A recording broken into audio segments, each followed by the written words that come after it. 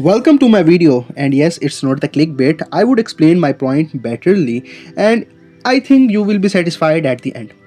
So to start, Batman और Gotham का नाम साथ साथ ही लिया जाता है बिकॉज गॉथम एक ऐसा शहर जो कि बिल्कुल केओस के अंदर फंसा हुआ है, जहाँ के विलन ना सिर्फ आपको फिजिकली बल्कि मेंटली भी बहुत तंग कर देते हैं।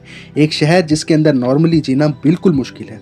उस शहर के अंदर एक शख्स खड़ा होता है जिसके पास कोई एक्स्ट्रा ऑर्डिनरी ताकत नहीं है, लेकिन फिर भी वो हर रात निकलता है और लोगों को बताता है कि इस शहर में अभी भी उम्मीद बाकी है। इस पॉइंट को मेक करते हुए मैं बैटमैन की इज्जत को जो है वो कम नहीं कर रहा, लेकिन हम इस सब केओस में, इस सब इंतशार में ये बात भूल जाते हैं उस शख्स के बारे में जो कि बैट सिग्नल को हर रात चलाता है। Yes, I'm talking about the commissioner of Gotham Police Force, GCPD, the Commissioner Gordon. Now to start my point, we will evaluate in this point on certain parameters. Okay, talking about way before the Batman even arrived. हम देखते हैं कि जब commissioner Gordon Gotham शहर में आया तो वो सिर्फ एक डिटेक्टिव था। उसके पास कोई ताकत, कोई ओहदा, कोई पैसे कुछ भी नहीं थे। बस अपनी फैमिली को लेकर उस शहर में आया। कौन सा शहर जिसको कारमाइन फैल्कोन और डॉन मरूनी जैसे बड़े बड़े क्राइम लॉर्ड्स जो है वो रूल करते थे। और ये भी नहीं था कि जो है वो अच्छे थे, वो बहुत बुरे थे और पूरा शहर उनके कंट्रोल में था।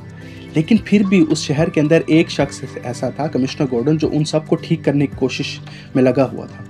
अब ये मुझे कहने की ज़रूरत नहीं है कि कितनी बार ऐसी मुश्किलात आई होंगी कि उसने कुछ अच्छा करने की कोशिश की होगी और कि किसी क्रिमिनल को पकड़ा होगा और पता लगा होगा कि वो डॉन मरूनी का आदमी है और उसने उसको निकलवा दिया होगा, या वो कारमाइन फैल्कोनी का आदमी था और जेम्स गॉर्डन की जान पर बान आई होगी।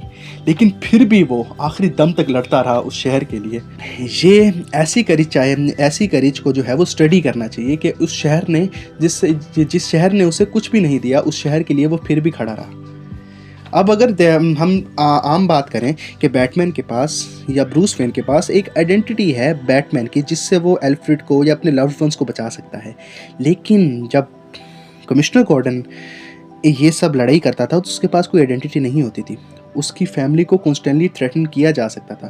उसके घर में कोई सिक्योरिटी फीचर्स नहीं थे, उसके पास कोई बड़ा वेन मैनर नहीं था जो उसको बचा सकता। लेकिन फिर भी वो शहर के अंदर रहा, उस शहर के लिए लड़ने की कोशिश में लगा रहा। हमने गौथम सीरीज़ में भी देखा कि उसके आहिस्ता आहिस्ता उसको प्यार करने वाले सब उसको छोड़ गए, लेकिन वो फिर भी इस शहर के लिए लड़ता रहा। जितना हम बैटमैन को इज्जत देते हैं इस मामले में गौथम को बचाने में, उतनी ही मुझे लगता है जेम्स गॉर्डन को मिलनी चाहिए। एंड यस, अगर हम पैसे की बात करें तो वो तो बिल्कुल अलग मैटर है। A middle class boy like me thinking of doing something right in the city where everything is a chaos. Like आप देखें कि जब बहुत बार ऐसा भी तो होता होगा कि उसको बारबरा गॉर्डन की पढ़ाई की टेंशन होगी कि वो he was also a middle class guy. इन सब टेंशनों के बावजूद भी वो शहर के लिए काम करता रहा। So that's takes a real heroism for a person. And yes, I think अगर यहाँ तक मैं अपना पॉइंट मेक करने में कामयाब रहा, so please give me a like and a subscribe. अगर आपको ये आवाज़ पसंद आई, so better come next time, हम इस बारे में और भी बात करेंगे। And yes, it's my first video. I may have fumbled, I may have lose the direction, you may have found some hindrance in the surroundings, but if you love the context that I'm using, the content that I'm using, please give me a like and share, and please return. Maybe one day I will become as much big. So thank you.